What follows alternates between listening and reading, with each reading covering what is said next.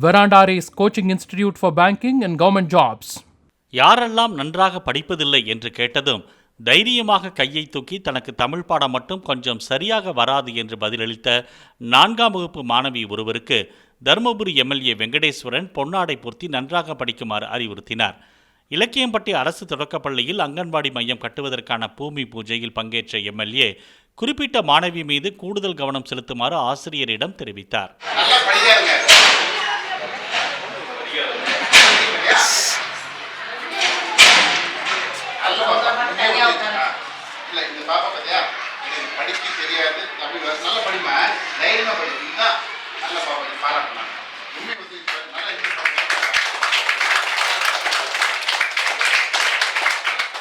Verandare's Coaching Institute for Banking and Government Jobs.